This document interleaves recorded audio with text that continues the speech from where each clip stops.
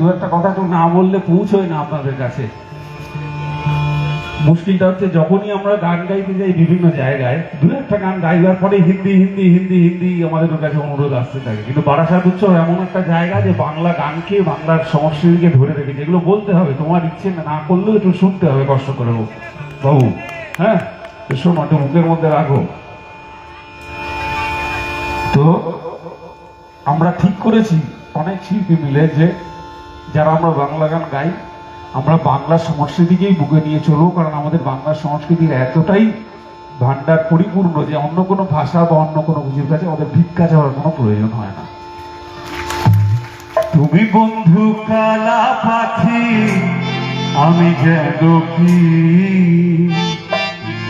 বসন্তকালে তোমায় বলতে পারিনি। সবাই মিলে